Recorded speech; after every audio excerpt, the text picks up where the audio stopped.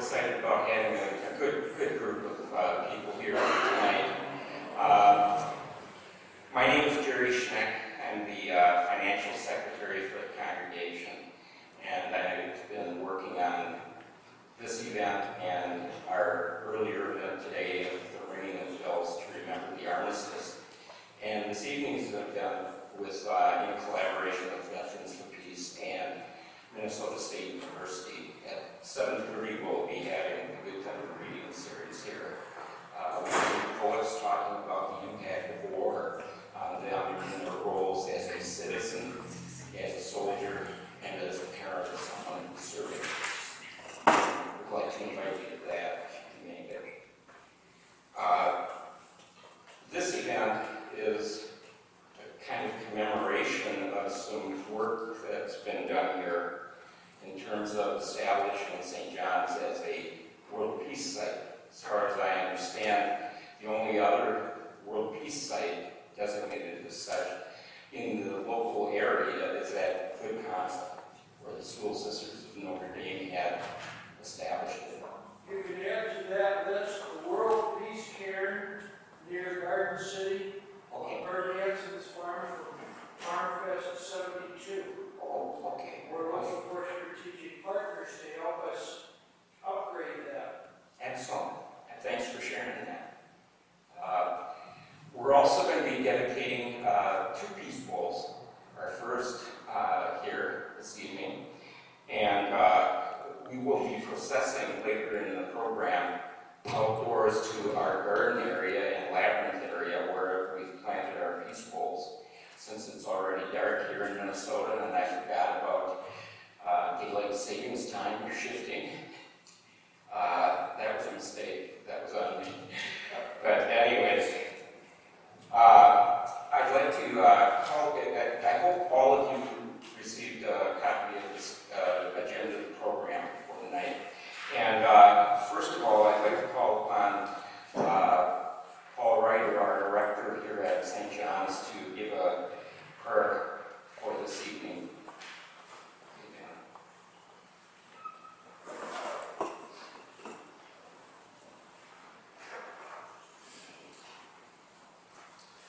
Thank you, Jerry. Jerry has spent years working on this project within the parish, and we all owe him a debt of gratitude for his hard work and dedication. And thank you very much for being here tonight. In my daily meditation and prayer, the Psalms from the Hebrew Scriptures form the foundation for that. And one of the shorter Psalms speaks to me deeply about our call as holy ones to be on the side of peace. So I'd like to share with you a brief section of Psalm 120, verses 6 and 7. And lately, this has formed a mantra for my meditation. Too long have I had to live among the enemies of peace. I am on the side of peace, but when I speak of it, they are for war.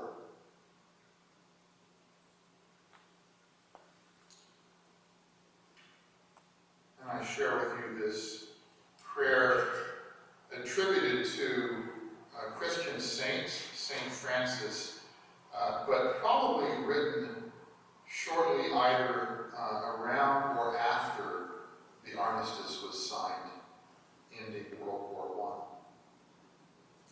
I. Creator, make us instruments of your peace. Where there is hatred, let us sow love. Where there is injury, pardon. Where there is discord, union. Where there is doubt, faith. Where there is despair, hope. Where there is darkness, light. Where there is sadness, joy. Grant that we may not so much seek to be consoled as to console, to understand, to be understood as to understand, to be loved as to love. For it is in giving that we receive. It is in pardoning that we are pardoned. And it is in dying that we are born to new life.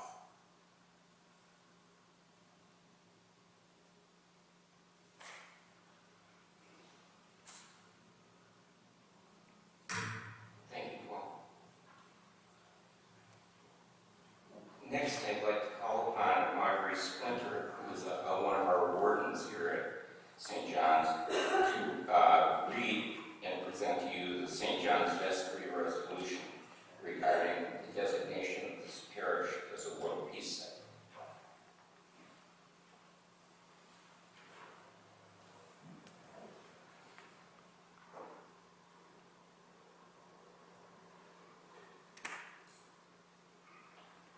Thank you, Jerry. Whereas in this year of 2016, we are celebrating the sesquicentennial of the founding of St. John the Evangelist, Episcopal Church in Mankato, Minnesota, which has occupied the same site for the past 150 years. Whereas our beginning as a congregation took place shortly after several tragic events that impacted the peoples of the region, the Civil War, and what has been referred to as the Dakota War of 1862, both resulting in losses of many people, and the latter also resulting in the hanging of 38 Dakota people in Mankato. Whereas we live now in an era in which our nation is currently involved in 134 wars, conflicts, or insurgencies around the world, and with the event of 9/11 tragedy and the advent of the War on Terror, has begun a period of endless war. Whereas our baptismal covenant calls us to seek and serve Christ in all persons, loving our neighbors as ourselves, we are called to be the hands of Christ in the world as we reach out to others in need. As our life of worship shapes and transforms us, we may fully carry out Christ's work of healing and reconciliation in a world that is broken and estranged from God. To be a Christian is to be a servant evangelist and steward, using our gifts in the power of the Spirit as we reach out in love for our neighbors around the world. Whereas World Peace Sites follow 5 peace actions to guide their work, and these peace actions also reflect the ministries of St. John's and its members in the contribution to community. Number 1, seek peace within yourselves and others. Number 2, reach out in service. Number 3, protect the environment. Number 4, respect diversity. And number 5, be responsible citizens of the world. Whereas the most recognized and prominent international symbol and monument to peace is currently that of the Peace Bowl, long after a community comes together for a dedication ceremony, peace poles remain as a constant reminder and inspiration for a better world. More than 200,000 peace poles have been planted in every country, and the first was planted in Japan in 1975. Whereas our garden and labyrinth provide a place of serenity and meditation which can be shared with members of and visitors to our community, and can serve to formalize and continuously remind us of our public commitment to peace and justice efforts now and in the future. Therefore, on this Veterans Day, November 11th, 2016, we dedicate St. John the Evangelist Episcopal Church and its grounds as a world peace site and plant our first peace poles in order to promote peaceful coexistence among all of God's creation and bring all of us closer together as God's children. Peace begins with you. May peace prevail in our hearts. May peace prevail in our homes. May peace prevail in our schools. May peace prevail in our communities. May peace prevail in the United States. May peace prevail on earth. This resolution is approved by the Vestry of St. John the Evangelist Episcopal Church of Mankato, Minnesota. It was approved on October 20th, 2016. Thank you.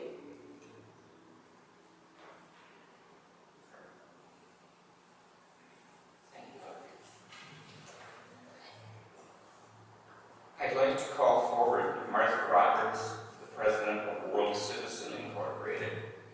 And if you'd like to join us, Carol, that would be fine. Okay. She also brought a member of her board down from St. Paul, Carol Johnson. Karen Johnson. If you don't have a name tag on, just can't remember. I don't even know my name. All right. Well, okay. Usually at this time, I do say a few words, and indeed it is an honor and a privilege for me to represent World Citizen at the dedication of St. John's Episcopal Church.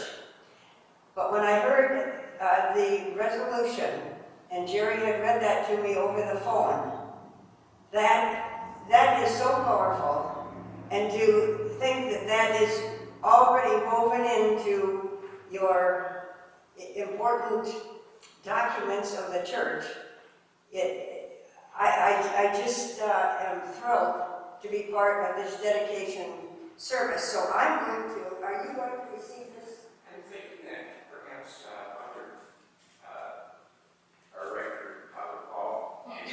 Sorry, I haven't seen your name. We can both do it. Okay. That sounds great. Okay. But the reason I handed out that card from World Citizen was because of the 5 peace actions. And every one of those actions, you all know, there's some action going on here already that represents each of those.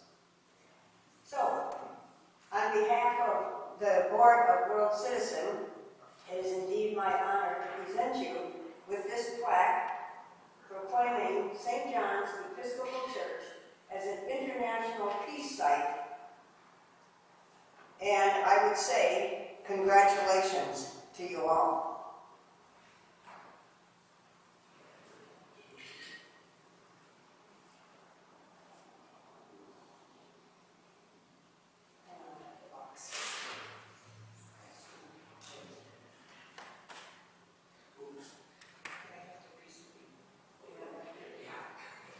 I didn't memorize the agenda.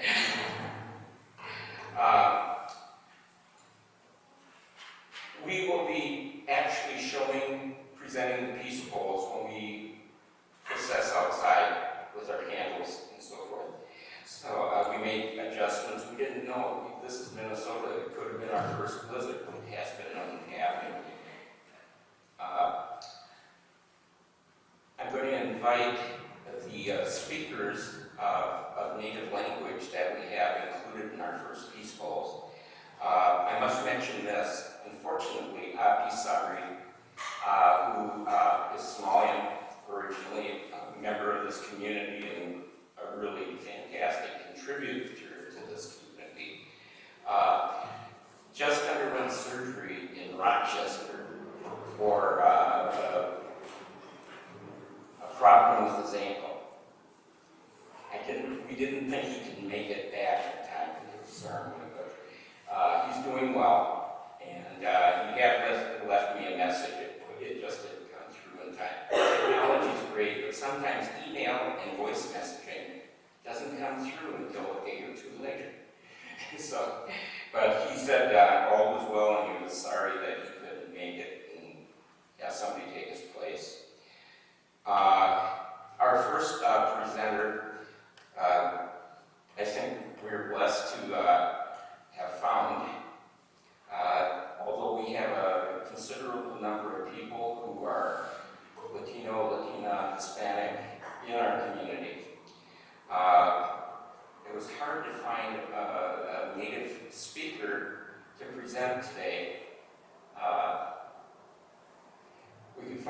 that spoke Spanish, but not necessarily in the original manner, with the right dialect and so forth.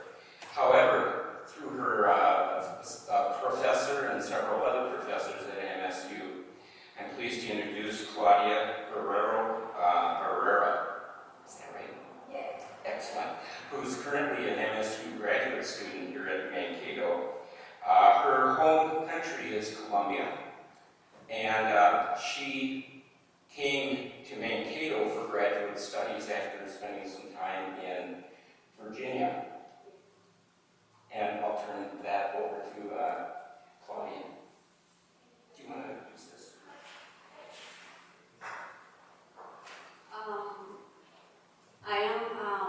It's an honor for me to be here.